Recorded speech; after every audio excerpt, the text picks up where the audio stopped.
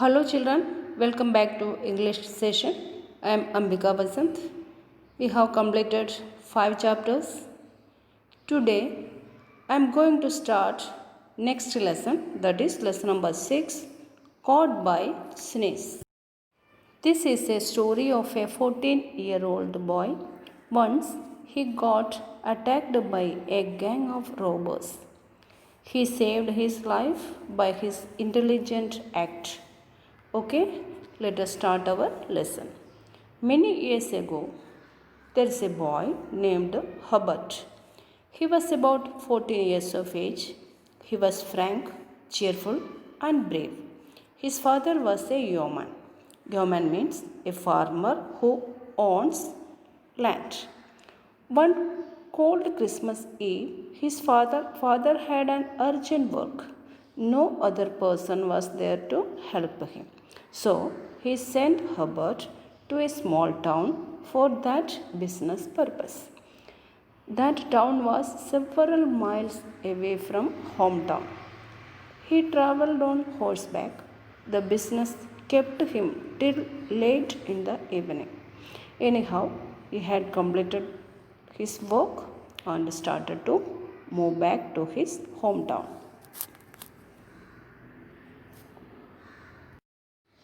While coming back to his hometown, he crossed an area named Vale of Blackmore.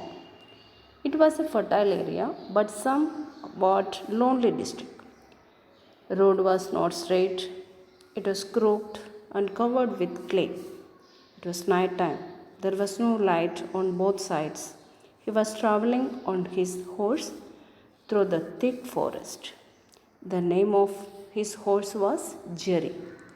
While riding on his horse, he was singing a beautiful, melodious Christmas song.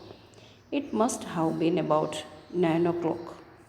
Suddenly he felt that he heard a noise behind the trees. He thought, this area is not safe. There is a chance of attack from highwaymen. Highwaymen means men who attacks and robs people traveling on public roads. What do I care? He said aloud. After a few minutes, he said to himself, Jerry's legs are too nimble. He never allow anyone to attack me or come near me. Nimble means move quickly. He trusted on Jerry. Suddenly he heard a deep voice. The three men jumped from the thicket. Hubbard's bridle was seized.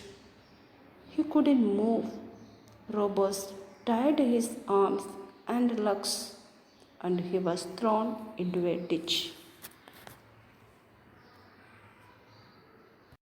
He couldn't see their face.